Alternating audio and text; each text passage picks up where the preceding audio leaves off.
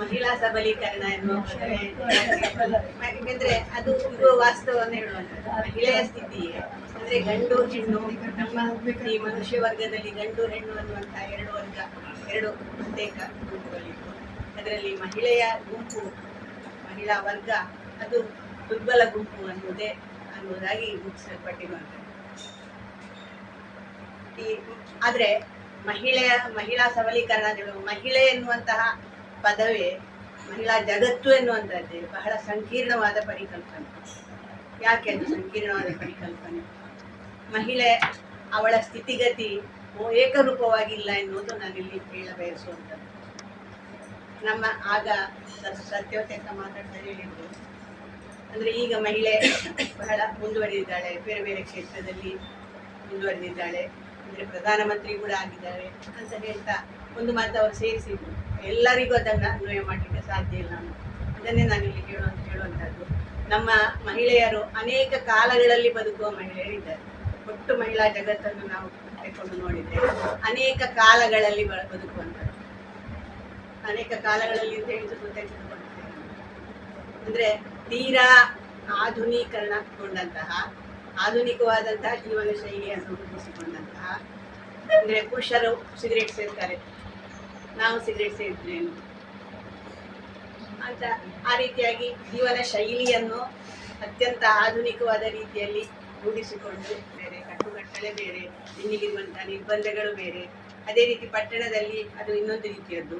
ಹೀಗಾಗಿ ಮಹಿಳಾ ಜಗತ್ತು ಅಂತ ನಮಗೆ ಒಂದು ವಾಕ್ಯದಲ್ಲಿ ಸರಳೀಕರಿಸಿ ನೋಡುವುದಕ್ಕೆ ಸಾಧ್ಯ ಇಲ್ಲ ಅಂತ ಹೇಳುವಂಥದ್ದು. ಹಾಗಾಗಿ ಸಬಲರಾಗುವುದು ಅಂದ್ರೆ ಏನು? ಎಲ್ಲ ವರ್ಗಗಳಲ್ಲಿಯೂ ಕೂಡ ಸಬಲರಾಗುವುದು ಎನ್ನುವಂತಹ ಆ ಒಂದು ಪರಿಕಲ್ಪನೆ ಅದು ಬೇರೆ ಬೇರೆ ರೀತಿಯಲ್ಲಿ ಇರ್ಬೋದು. ತೀರಾ ಹಿಂದುಳಿದ ಸ್ಥಿತಿಯಲ್ಲಿರುವಂತಹ, ತೀರಾ ದಾಸ್ಯದ ಸಂಕೋಲೆಯಲ್ಲಿರುವಂತಹ ಮಹಿಳೆಗೆ ಅದರಿಂದ ಬಿಡುಗಡೆ ಒಂದು ಮೊದಲ ಹೆಜ್ಜೆ, ಅದರಲ್ಲಿಯೇ ಕೂಡ ಒಂದು ಸಂಭ್ರಮ ಇರ್ಬೋದು, ಸಂತೋಷ ಇರ್ಬೋದು. ಈಗ ಉದಾಹರಣೆಗೆ ಹಿಂದೆ ವಿಧವಾ ವಿವಾಹ ಚಾಲ್ತಿಯಲ್ಲಿತ್ತು. ವಿಧವಾ ವಿವಾಹ ಚಾಲ್ತಿಯಲ್ಲಿ ಇರಲಿಲ್ಲ. ಅಂದ್ರೆ ಬಾಲ ವಿಧವೆಯರು ಪಡ್ತಾ ಇದ್ದಂತಹ ಕಷ್ಟಗಳು, ಬವಣೆಗಳು, ಇದನ್ನೆಲ್ಲ ನಾವು ಕೇಳ್ತೇವೆ. ಅವಳಿಗೆ ಒಂದು ತಿಲಕವನ್ನು ಇಡುವಂತಹ ಒಂದು ಅವಕಾಶ ಕೂಡ ಇರಲಿಲ್ಲ. ಅವಳಿಗೆ ಆ ತಿಲಕವನ್ನು ಇಡುವಂತಹ ಒಂದು ಹಕ್ಕು ಅಥವಾ ಅಂತಹ ಒಂದು ಅವಕಾಶ ಅವಳು ಅದನ್ನು ಪಡೆದುಕೊಳ್ಳು ಅಂತಾದ್ರೆ, ಅಂದರೆ ಅನೇಕ ಸಮಾಜ ಸುಧಾರಕರು, ಅನೇಕ ಧಾರ್ಮಿಕ ಪುರುಷರು, ಮುಖಂಡರು ಎಲ್ಲರೂ ಕೂಡ ಈ ವಿಷಯದಲ್ಲಿ, ಅಂದರೆ ವಿಧವೆಗೆ, ಬಾಲ ವಿಧವೆ ಆಗಿರುವವಳು ಅಥವಾ ವಿಧವೆಯಾದವಳು ಯಾವ ರೀತಿ ಕಷ್ಟವನ್ನು ಅನುಭವಿಸ್ತಾ ಇದ್ದಾಳೆ, ಅದರಿಂದ ವಿಮೋಚನೆ ಬೇಕು, ಅವಳು ಮನುಷ್ಯರ ಹಾಗೆ ಎಲ್ಲರ ರೀತಿಯಲ್ಲಿ ಬದುಕಬೇಕು ಎನ್ನುವಂತಹ ಅವಳಿಗೆ ಬದುಕಿನ ಹಕ್ಕನ್ನು ಕೊಡ ಮಾಡುವ ನಿಟ್ಟಿನಲ್ಲಿ ತುಂಬಾ ಪ್ರಯತ್ನ ಮಾಡಿದ ಅನೇಕರಿದ್ದಾರೆ. ಕೈಗಾರಿಕಾ ಕ್ರಾಂತಿ ನಡೆಯಿತು. ಕೈಗಾರಿಕಾ ಕ್ರಾಂತಿ ನಡೆದು ಮಹಿಳೆಗೆ ಸಾಕಷ್ಟು ಬಿಡುವಿತ್ತು.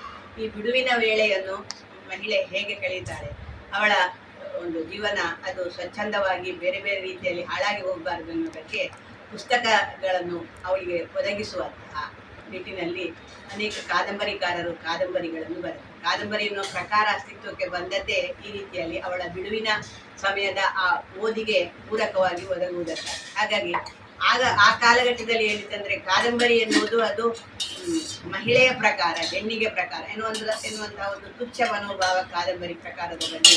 ಕಾದಂಬರಿ ಓದೋದು ಯಾರಂದ್ರೆ ಅದು ಹೆಂಗಸರು ಕಾದಂಬರಿ ಓದೋದು.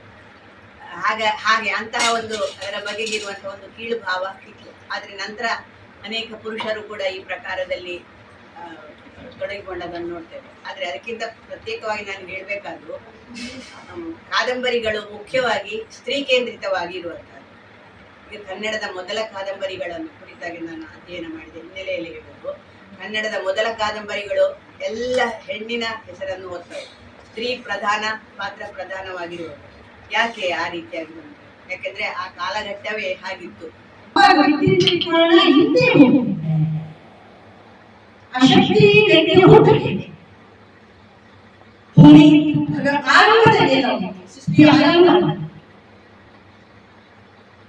ಭೂಮಿ ನಿಜವಾಗಿತ್ತು, ಮರ ಗಿಡ ಬೆಟ್ಟ ಗುಡ್ಡ ಎಲ್ಲ ಇತ್ತು. ಅಲ್ಲೊಂದು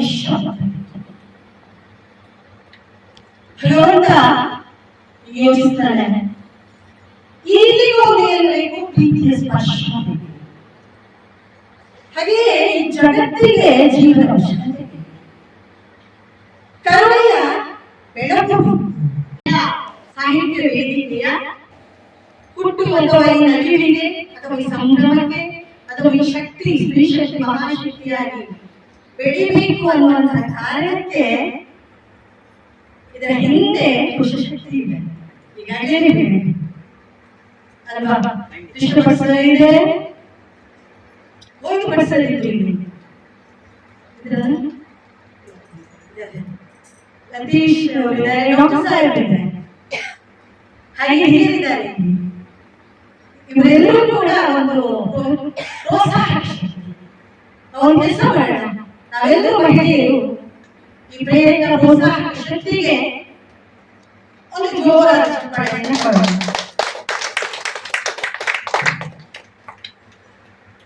ಕನ್ನಡ ಈ ಕಾರ್ಯಕ್ರಮವನ್ನು ಆಯೋಜಿಸಿದಾಗ ಮೊದಲ ಈ ಹಂತದಲ್ಲಿ ಮಹಿಳಾ ಅಧ್ಯಯನಕ್ಕೆ ಒಂದು ವೇದಿಕೆಯನ್ನು ನಿರ್ಮಾಣ ಮಾಡಿ ಈಗಾಗಲೇ ಹಳೆಯ ಬೇರು ತನ್ನ ಏನು ಪೋಷಕಾಂಶ ಬದಲಿಗೆ ಆಗಿದೆ. ಬೆಳ್ಕೊಳ್ಳಿ ಹೊಸ ಚಿಗುರಿಗೆ ನೀವು ಬೆಳೆದಿದ್ದೀರಿ, ನವತಾಜೆಗೆ ಬೆಳೀತಾ ಬೆಳೀತಾ ನೀವು ನಿಮ್ಮ ಏನು ಭಾವನೆಗಳಿಗೆ ವಿಚಾರಗಳಿಗೆ ಹಂಚಿಕೊಳ್ಳಬಹುದು. ಯಾಕೆ ಸುಂದರವಾದ ಒಂದು ಅರ್ಥಪೂರ್ಣವಾದ ವೇದಿಕೆ ಅಂತ ಹೇಳಿದ್ರೆ, ಯಾವುದೇ ಸಾಹಿತ್ಯ ಕಾವ್ಯ ಇರಬಹುದು ಅಥವಾ ಈ ಮಹಿಳಾ ಸಾಹಿತ್ಯ ಇರಬಹುದು, ಯಾವುದೇ ಇರಬಹುದು, ಈ ಅನುಭವಗಳ ಮಂತ್ರದಲ್ಲಿ ಪಕ್ವಗೊಳ್ಳುವುದು. ಈ ಪಕ್ವತೆಯಾಗುವಂಥದ್ದು ಈ ಅನುಭವಗಳ ಇದೊಂದು ಪುಟ್ಟದಾದ ಅನುಭವ ಮಂಟಪ ಇದ್ದರೆ ಹಾಗೆ ದೊಡ್ಡ ಅನುಭವ ಮಂಟಪದಲ್ಲಿ ಮಹಿಳೆಯರಿಗೆ ಈ ಕಾಲಘಟ್ಟದಲ್ಲಿ ಮಹಿಳಾ ಅಧ್ಯಯನ ಸಕಾಲಿಕವಾಗಿ ಅಗತ್ಯ. ಯಾಕಂತ ಹೇಳಿದ್ರೆ ಪ್ರಧಾನವಾದಂತಹ ಒಂದು ವ್ಯವಸ್ಥೆಯಲ್ಲಿ ಎಲ್ಲೋ ಅವಗಣನೆಗೆ ಒಳಗಾಗಿ, ಅಲಕ್ಷ್ಯತೆಗೆ ಒಳಗಾಗಿ ಜಾಗೃತ ಮಹಿಳೆಗಾಗಿ ತನ್ನ ಅಸ್ತಿತ್ವವನ್ನು ಕಂಡುಕೊಂಡು ಬೆಳೆದಂತಹ ಒಂದು ರೀತಿಯೊಳಗೆ ನಾವು ಅವಲೋಕನವನ್ನು ಮಾಡ್ತೀವಿ. ಹಿಂದೆ ಹೋಗಿದೆ ಆ ಶಕ್ತಿ ವ್ಯಕ್ತಿಯ ಹುಟ್ಟಿದೆ. ಭೂಮಿ ಆರಂಭದಲ್ಲಿ ಸೃಷ್ಟಿಯ ಆರಂಭ ಭೂಮಿ ನಿಜವಾಗಿತ್ತು. ಮರ, ಗಿಡ, ಬೆಟ್ಟ, ಗುಡ್ಡ, ಎಲ್ಲವೂ ಇತ್ತು. ಅಲ್ಲೊಂದು ವಿಶ್ವ ಭಗವಂತ ಯೋಚಿಸ್ತಾನೆ, ಇಲ್ಲಿಗೂ ಏನ್ಬೇಕು ಪ್ರೀತಿಯ ಸ್ಪರ್ಶ. ಹಾಗೆಯೇ ಈ ಜಗತ್ತಿಗೆ ಜೀವನ ಅವಶ್ಯಕತೆ ಇದೆ. ಕರುಣೆಯ ಬೆಳಕು. ಲಕ್ಷ್ಮೀ ಭಟ್ ಹೇಳಿದ್ರು, ನಂಗೆ ಇವತ್ತು ಕೂಡ ರಜೆ ಇರ್ಲಿಲ್ಲ. ನಾನು ಇವತ್ತು ಕೂಡ ಬೆಳಿಗ್ಗೆ ಎದ್ದೆ, ಚಹಾ ತಿಂಡಿಯನ್ನು ಮಾಡಿದೆ, ಮಧ್ಯಾಹ್ನದ ಅಡಿಗೆಯನ್ನು ಸಿದ್ಧಪಡಿಸಿದೆ, ಗುಡಿಸಿದೆ, ಒರೆಸಿದೆ, ಬಟ್ಟೆ ಮಿಷನ್ಗೆ ಹಾಕಿದ್ದೇನೆ, ತೆಗಿಲಿಲ್ಲ. ಅಷ್ಟು ಮಾಡಿ ಬಂದಿದ್ದೇನೆ. ಇವತ್ತು ಕೂಡ ನಂಗೆ ರಜೆ ಇಲ್ಲ. ಯಾಕೆಂದ್ರೆ ಅದೇ ನಾನು ಹೇಳಿದ್ದೆ, ಯಾಕೆ ಅಂತ ಹೇಳಿದ್ರೆ ನಾನು ಈಗಾಗಲೇ ಹೇಳಿದಾಗೆ ಕುಟುಂಬದ ಸ್ವಾಸ್ಥ್ಯ ಅನ್ನೋದು ದೈಹಿಕ, ಮಾನಸಿಕ, ಸಾಮಾಜಿಕ, ಆರ್ಥಿಕ, ಭಾವನಾತ್ಮಕ, ನೈತಿಕ ಇಷ್ಟೆಲ್ಲ ವಿಷಯಗಳನ್ನು ಒಳಗೊಂಡಿದೆ ಅನ್ನುವಂಥ ವಿಷಯ ಎಲ್ಲರಿಗೂ ನನ್ನ ಚೆನ್ನಾಗಿ ತಿಳಿದಿದೆ. ಯಾಕಂದ್ರೆ ಇವತ್ತು ಕೂಡ ನಾವೆಲ್ಲರೂ ರಜೆ ತೆಕ್ಕೊಳ್ಳಿಲ್ಲ, ಯಾರು ಕೂಡ ರಜೆ ತೆಕ್ಕೊಳ್ಳಿಲ್ಲ. ಅಫಿಷಿಯಲ್ ಆಗಿ ರಜೆ ತೆಕ್ಕೊಂಡಿದ್ರು ಕೂಡ ನಮ್ಮ ಕೆಲಸಗಳಿಗೆ ನಾವು ರಜೆ ತೆಕ್ಕೊಳ್ಳಿಲ್ಲ.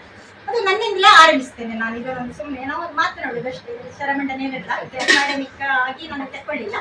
ನಾನು ಇವತ್ತು ಬೆಳಿಗ್ಗೆ ನಂಗೆ ಹೋಗ್ಲಿಕ್ಕೆ ಉಂಟು ಪ್ರಮಿಳನಲ್ಲಿಗೆ, ನಾನು ಅಡಿಗೆ ಮಾಡುದಿಲ್ಲ ಅಂತ ಹೇಳಿದ್ರೆ ನನ್ನ ಮಗ ಏನ್ ಮಾಡ್ತಾನೆ ಅಂದ್ರೆ ಹತ್ತಿರ ಟೀ ಟೈಮ್ ರೆಸ್ಟೋರೆಂಟ್ಗೆ ಹೋಗ್ತಾನೆ.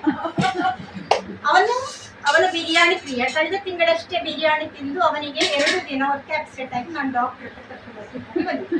ಆಗ ಅಲ್ಲಿ ದೈಹಿಕವಾಗಿ ಖಂಡಿತ ಅಲ್ಲಿ ನನ್ನ ಕುಟುಂಬದ ಸ್ವಾಸ್ಥ್ಯ ಕೊಟ್ಟು, ಎರಡನೇದಾಗಿ ತಿಂಗಳ ಕೊನೆ ಒಂದು ಬಿರಿಯಾನಿ ತರಬೇಕಾದ್ರೆ ದಯವಿಟ್ಟು ಕ್ಷಮಿಸಿ.